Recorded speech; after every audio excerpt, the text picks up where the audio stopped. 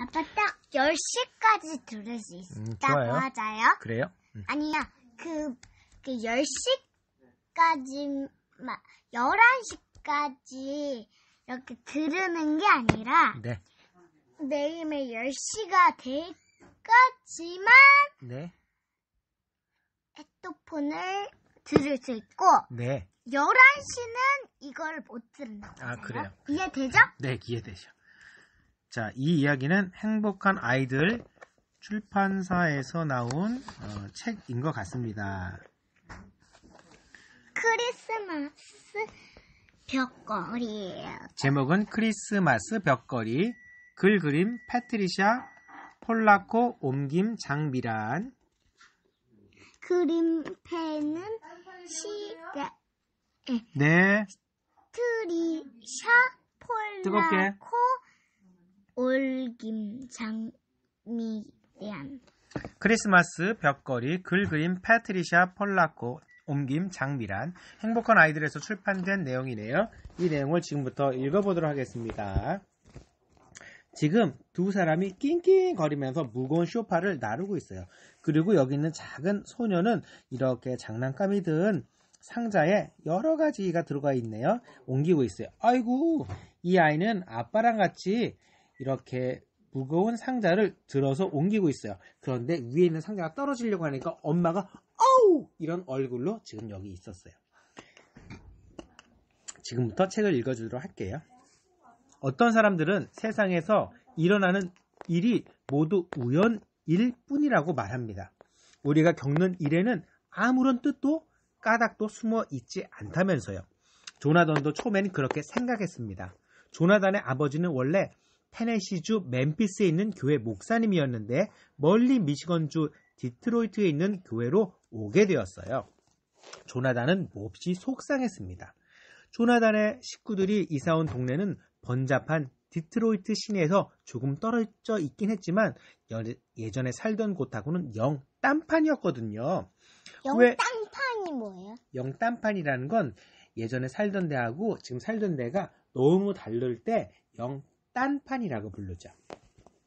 왜 조나단 가족은 이 낯선 곳으로 이사 오게 되었을까요? 멤피스에 있던 교회는 어디예요? 여기는 새로 이사 온 곳이에요. 그리고 지금 다 짐을 정리하고 이렇게 식탁에서 식구들이 이야기하고 있었죠.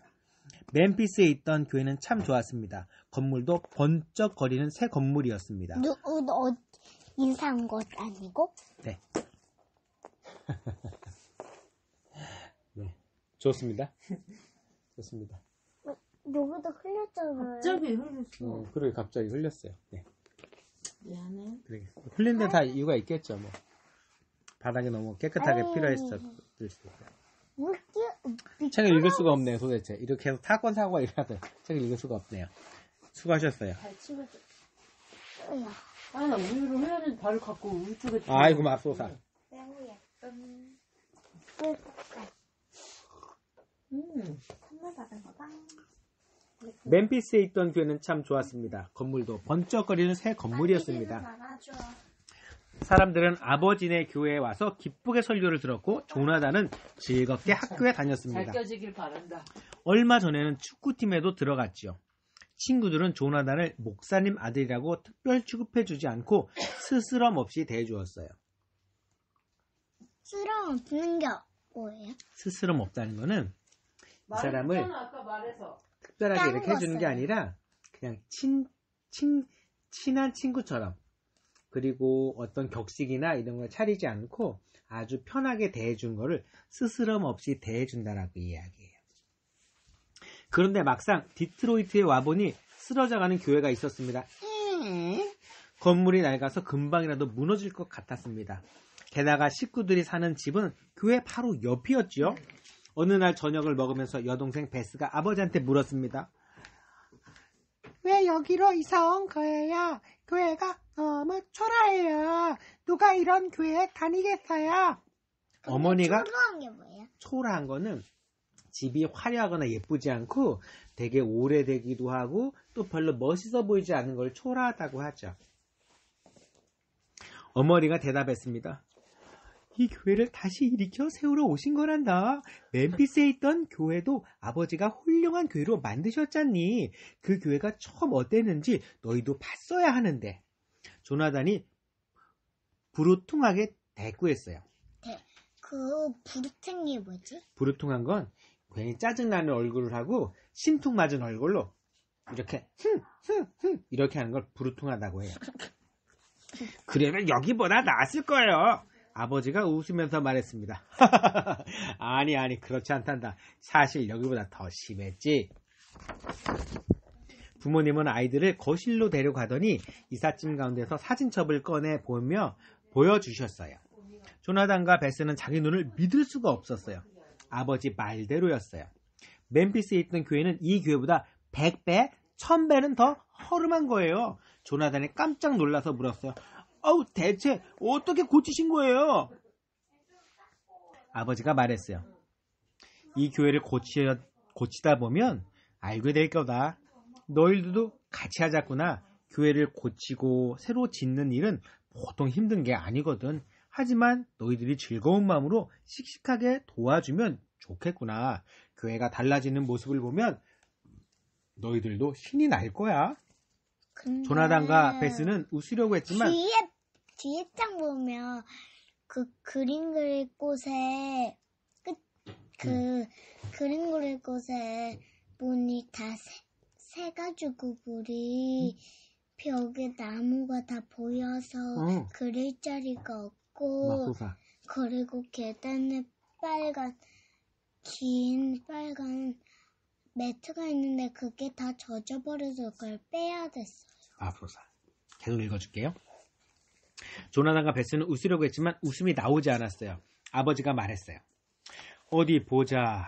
이번 크리스마스 때가 되면 교회가 몰라보게 달라져 있을 거다. 다 고치면 사람들도 올 거야. 두고 보려구나. 조나단과 베스는 고향으로 돌아가고 싶었지만 꾹 참고 아버지와 함께 열심히 교회를 고쳤어요. 여름방학 내내 둘은 쓰레기를 치우고 무성한 덤불을 깔끔하게 쳐내고 잔디를 깎고 이듬해 꽃이 피도록 알뿌리 식물을 심었습니다. 마루를 박박 닦고 벽을 깨끗이 씻어내고 페인트 칠도 거들었습니다. 계약하고 나서도 아이들은 교회를 고치는 일에 푹 빠져서 옛 친구들을 그리워할 겨를도 없었습니다. 어느새 친구들도 새로 생겼지요. 가을이 되자 교회는 한결 깔끔해지고 일요일마다 점점 많은 사람들이 예배를 보러 왔습니다. 그런 것 같아요. 동네 사람들은 바로 조나단의 아버지와 같은 사람을 기다리고 있었습니다. 이제 모두가 조나단의 식구와 친해져서 너도 나도 도와주겠다고 발벗고 나섰습니다. 조나단 반 친구들이 찾아와서 함께 페인트 칠을 하기도 했습니다. 이웃들과 친구들과 식구들의 손길이 하나하나 모여 교회는 점점 근사하게 바뀌어 갔지요. 가을이 가고 겨울이 오자 교회는 고치는 일이 거의 다 끝났습니다. 과연 아버지의 말대로였습니다. 이대로만 간다면 교회는 새 교회에서 멋진 크리스마스를 보낼 수 있을 거예요. 12월 어느 날 조나단은 아버지와 함께 교회복에 마지막 페인트 칠을 했습니다. 조나단이 솔에 페인트를 듬뿍 묻혀서 사다리에 올라가 있는 아버지에게 건네주었습니다. 드디어 페인트 칠이 끝나자 아버지가 말했습니다. 다 됐다. 이제 화가가 그림만 그리면 되겠구나. 예수님의 영광을 기리는 그림 말이지. 조나단은 한시라도 빨리 그림이 보고 싶었지만 크리스마스 전날에는 꼭 볼 수 있겠지 하고 마음을 달랬습니다. 조나단은 창가로 다가가 지칠 줄 모르고 내리는 눈밭을 바라보았습니다.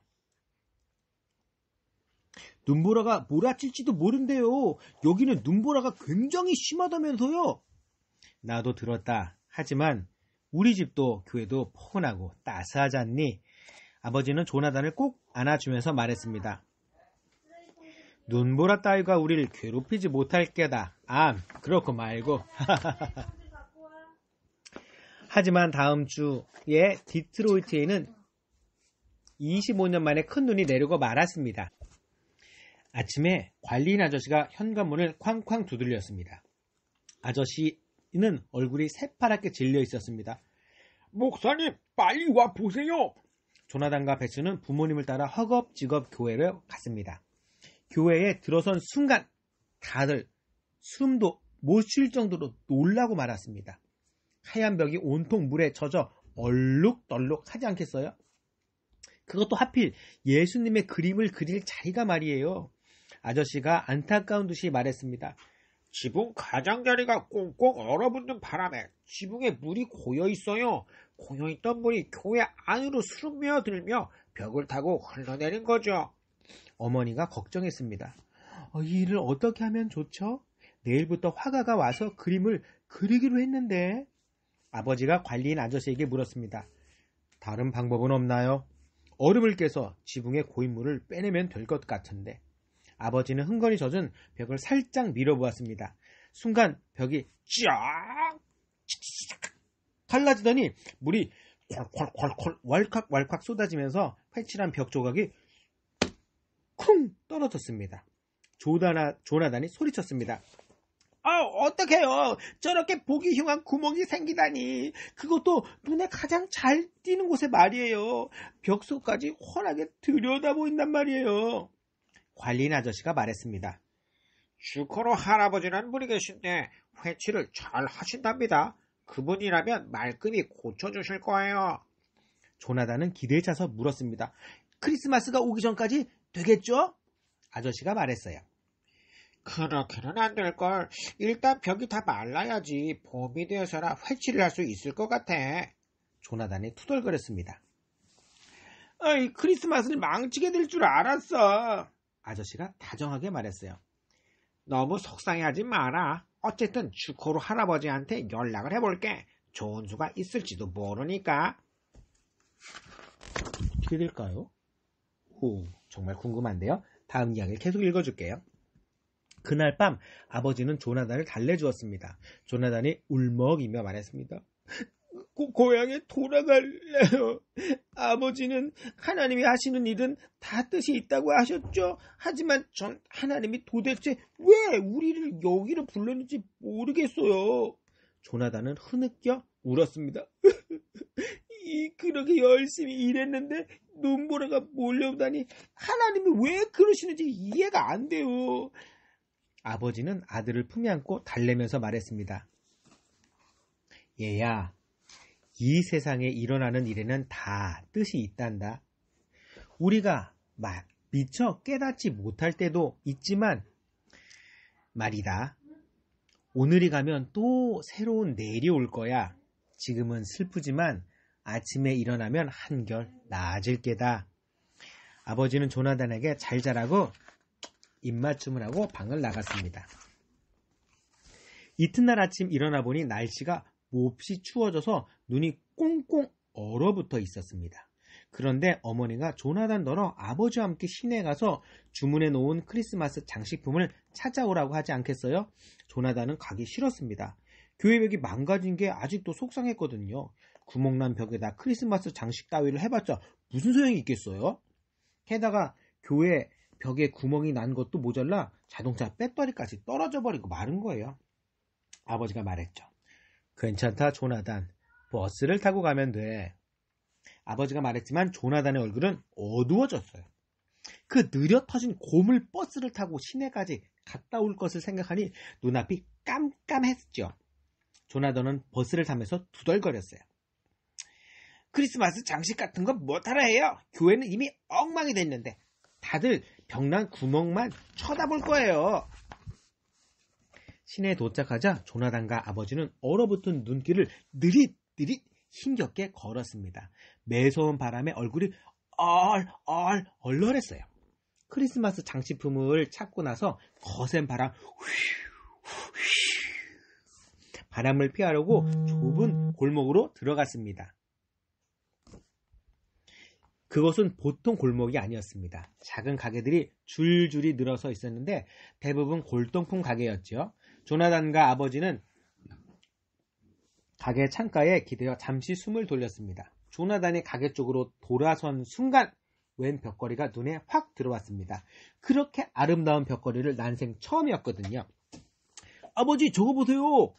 조나단이 아버지를 끌어당기며 말했습니다. 아버지도 감탄했습니다. 정말 아름답구나. 조나단이 졸랐습니다. 크기만 딱 맞으면 저 벽걸이를 사서 벽에 난 구멍을 가리는 게 어떨까요? 색깔도 크리스마스랑 딱 어울리잖아요. 미안하다 얘야. 지금 차비하고 15달러밖에 없단다. 아무래도 돈이 모자랄 것 같은데. 하지만 아버지는 조나단이 몹시 실망해하자 이렇게 말했습니다. 그래, 구경이나 해보자꾸나. 가게 주인이 그 아름다운 벽걸이를 탁자에 펼쳐 놓았습니다. 아버지는 벽걸이를 보면서 말했습니다. 이런, 손으로 직접 술을 놓았구나. 크기도 딱 맞아요. 보세요. 조나단 이렇게 말하며 벽걸이를 살짝 만져보았습니다. 아버지가 가게 주인에게 조심스럽게 물었습니다. 이게 얼마나 할까요? 주인이 말했어요. 이 벽걸이는 벌써 1년째 안 팔리고 있었어요. 목사님이니까 좀 싸게 해드리도록 하죠. 15달러면 어떨까요? 좋습니다. 정말 잘 됐어요. 아버지는 기뻐서 어쩔 줄 몰랐습니다. 가게 주인이 벽걸이를 포장지에 싸주었습니다. 버스 정류장에 가면서 아버지가 칭찬했습니다. 오, 정말 멋진 생각을 했어. 고마워 아들. 이렇게 말해주었죠. 조나단과 아버지는 버스 정류장에서 한참 동안 버스를 기다렸어요. 세찬 바람에 눈가루가 뿌옇게 날렸습니다. 아버지는 거리로 한 발 내려서서 목을 쑥 내밀고 버스가 오는지 살펴보았습니다. 하지만 버스는 도무지 올 줄 몰랐어요. 조나단이 물었습니다. 눈이 너무 많이 와서 버스가 끊긴 게 아닐까요? 아니다. 바람이 너무 많이 부네. 잠시 늦은 것뿐이야. 조금만 있으면 올 거야. 기다려보자꾸나. 아버지는 안심시켜 주었어요. 조나단은 너무너무 추워서 덜덜덜덜덜 떨고 있었어요. 착하다. 착한 아빠다. 조나단은 이렇게 덜덜덜 떨고 있을 때 그때 이런 소리가 들렸어요. 이 버스는 쭉 가면 늦는다니까. 희뿌연 눈보라 속에서 누군가 말했어요. 긴 의자에 할머니가 앉아 있었어요. 그 버스는 항상 늦는다오. 할머니는 시내 쪽을 가리키며 다시 말했습니다.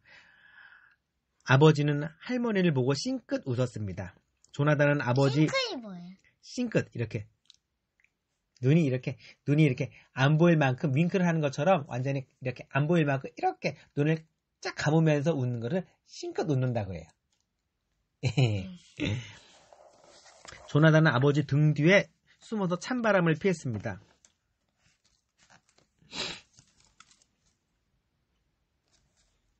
그때 할머니가 말했어요. 아유, 이 정도 쥐는 우리 고향에 비하면 아무것도 아니라오. 우리 고향에서는 바람이 칼날처럼 살갗을 파고든다니까. 그러더니 할머니는 어서 오라고 손짓을 하며 말했어요. 여기 따끈한 차랑 건포도 과자가 좀 있어요. 같이 먹읍시다.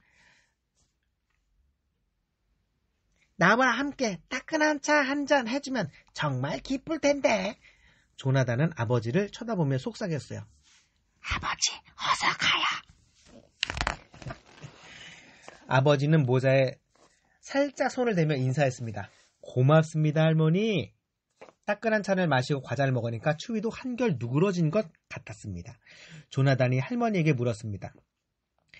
어디까지 가시는데요? 버스가 올지 안 올지도 모르지만요. 할머니가 대답했습니다. 일단 버스를 타고 가다가 2번 더 갈아타면 우리 집에 나오지. 아버지가 말했습니다. 할머니, 버스를 타고 저희 집까지 같이 가요. 일단 짐은 교회에다 내려놓고 차로 모셔다 드리겠습니다. 지금쯤 자동차 배터리가 충전이 돼 있을 거예요. 할머니께 신세를 졌으니 꼭 댁까지 모셔다 드리고 싶습니다. 할머니는 활짝 웃으며 말했습니다.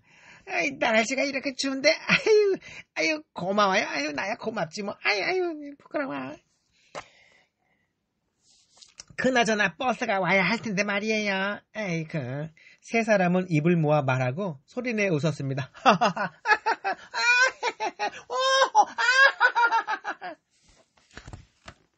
드디어 버스가 오자 세 사람은 버스를 타고 집에 와서 교회에다 짐을 내려놓았습니다. 어머니가 따끈한 차와 먹음직스러운 케이크를 내왔습니다. 조나단이 졸랐습니다. 아버지, 그 벽걸이 지금 걸어보면 안 돼요? 얼마나 어울리는지 보기만 해요. 조나단은 빨리 보고 싶어서 안달이었습니다. 할머니가 빙긋 웃었습니다. 그래, 나도 천천히 가면 되니까 괜찮아요. 조나단과 아버지는 벽걸이를 구멍난 벽에 걸었습니다. 조나단이 말했습니다. 크리스마스 벽걸이요. 그런데 할머니가 깜짝 놀라지 않겠어요? 이걸 어디서 샀습니까? 할머니가 제대로 숨도 못 쉬면서 물었어요. 얼굴이 눈처럼 하얗게 질려 있었어요. 조나단이 대답했어요. 할머니 만나기 조금 전에 골동품 가게에서 샀어요. 할머니는 벽걸이에 다가가더니 안경을 쓰고 꼼꼼히 들여다보았어요. 그 할머니가 나직히 말했어요. 이건 내가 만든 거예요. 할머니가 눈물이 할머니의 뺨을 타고 흘러내렸어요. 독일에서 내가 벌써 60년 전이구나. 내 손으로 직접 짠 거라고요. 할머니는 마디 굵은 손으로 벽걸이를 어루만졌습니다. 이 무늬도 내가 다 수놓았지. 우리 가족을 나타내는 무늬예요. 이거 보세요. 이거 봐요. 정말입니까? 아버지가 깜짝 놀라서 물었습니다. 도저히 믿을 수 없는 일이었습니다. 할머니는 벽걸이 한 구퉁이를 들어 살펴보더니 한숨을 내쉬었습니다. 이게 내 이름 첫 글자랍니다. 조나단이 보니까 글자가 쓰여 있었어요.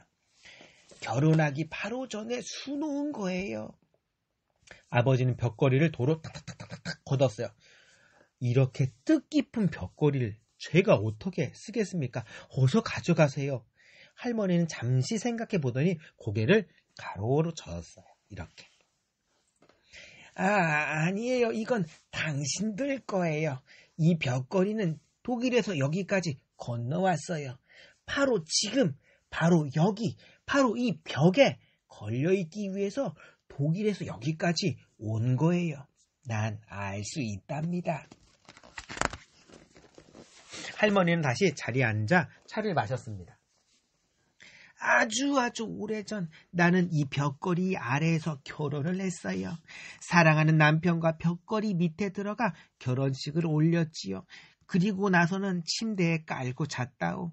우리 고향에선 아이가 태어나면 이름을 지어주러 갈 때 이 벽걸이에 감싸서 데려간다오.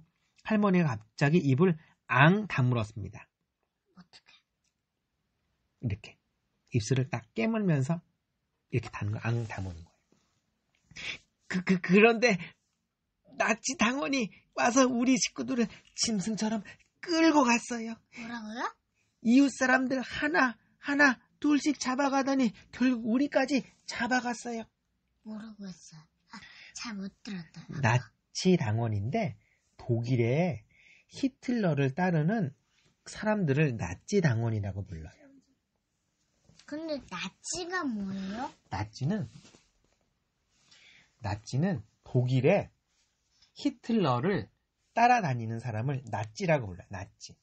히틀러가 뭐지? 히틀러는 2차 세계대전을 일으킨 사람인데 그 사람 때문에 많은 사람들이 죽고 특별히 유대인들이 잡혀가서 엄청나게 많이 학살을 당했어요.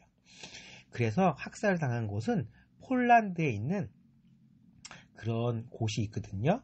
폴란드에 있는 많은 유대인들이 그리고 유럽에 있는 많은 유대인들이 폴란드의 아우슈비츠 형무소에서 사람들이 잡혀가고 거기서 독일 사람들이 이 유대인 사람들을 엄청나게 많이 학살을 했어요. 그런 일이 있었어요. 다시 여기 읽어줄게요. 그런데 나치 당원이 와서 우리 식구들을 짐승처럼 끌고 갔다오. 이웃 사람들을 하나 둘씩 잡아가다니만 결국 우리까지 잡아갔지요. 조나단은 아버지 손을 꼭 잡으며 물었어요. 그래서 어떻게 됐어요? 나치 당원이 와서 남편을 끌고 갔고 우리는 어쩔 수 없이 헤어졌지. 여자들과 어린아이들을 한 기차에 몰아넣고 남자와 사내 아이들은 또 다른 기차에 몰아넣었다오. 남편이 나를 바라보던 눈길을 그 다정한 눈빛을 잊을 수가 없어요. 우린 그 뒤로 두 번 다시 만나지 못했어요. 모두 포로스 형수로 끌려갔으니까. 할머니는 소매를 걷고 이제는 희미해진 푸른 숫자들을 보여주었어요.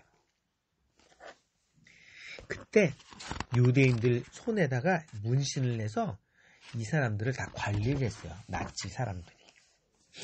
모두들 할머니의 말에 열심히 귀를 기울이고 있는데 아버지가 말했습니다. 세상에 이럴 수가, 뭐라고 할 말이 없군요.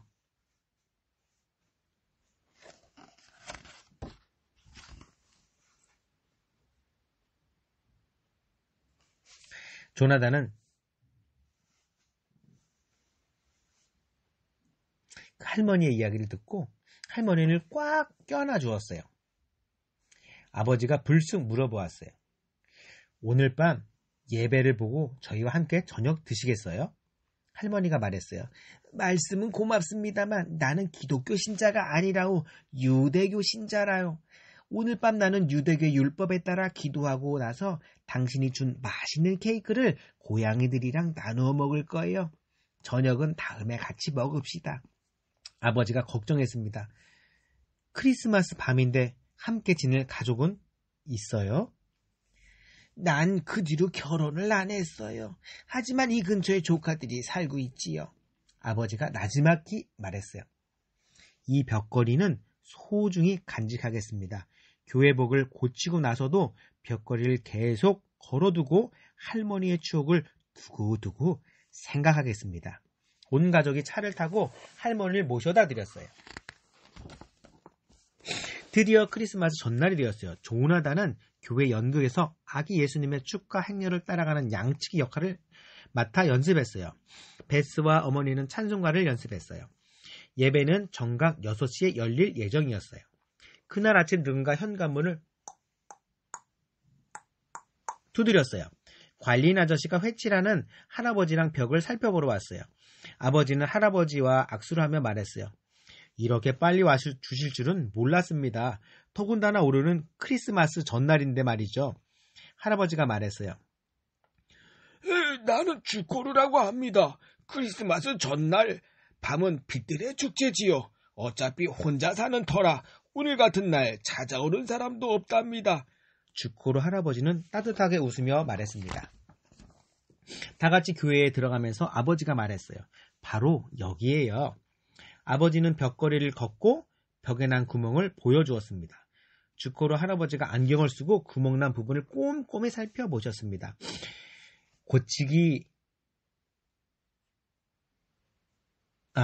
그리고 이렇게 말했어요. 고치기 어렵지는 않겠소. 아니 식은 죽 먹기지. 하지만 벽이 마를 때까지 기다려야 돼요. 그러면 원래대로 멀쩡하게 내가 만들어주겠소. 아버지가 말했어요. 다행이군요. 구멍 때문에 벽이 무너질까봐 걱정했어요. 아버지는 벽걸이를 도로 내려놓았습니다. 갑자기 할아버지가 비틀비틀 뒷걸음을 쳤어요. 어디서 도대체 이걸 어디서? 조나단이 나섰어요. 저희가 시내에 나갔을 때 이걸 샀어요. 할아버지가 말했어요. 그럴 리가 없어요. 조나단이 깜짝 놀라서 물었어요. 아니 뭐가요? 할아버지가 나지막히 말했어요. 옛날에 내가 아내와 결혼식 때 아내가 이것하고 똑같은 벽걸이를 만들었다오. 무늬도 자수도 다 똑같아요. 할아버지는 눈물을 흘렸어요. 하지만 내 아내는 나치 당원한테 끌려가고 우리 모두가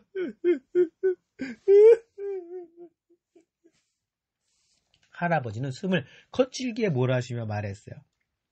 나치 당원들은 기차 화물칸에 우리를 양떼처럼 몰아놓고 수용소로 끌고 갔어. 포로 수용소라고 하지만 사실 그곳에는 죽음만이 기다리고 있었어요. 그 뒤로 2번 다시 아내를 만나지 못했어요. 아마 수용소에서 죽었을 거예요. 조나단은 깜짝 놀라서 어머니와 아버지를 쳐다보았어요. 아버지가 물었습니다. 혹시 그분 벽걸이에다 이름을 글자로 수놓았나요? 그렇지요. 그런데 목사님이 그걸 어떻게 아시지요? 조나단이 벽걸이 아래쪽 귀퉁이를 보여주었습니다. 할아버지가 흐느껴 울었습니다. 이건 아내의 이름 첫 글자예요. 레이첼 한나 주코르.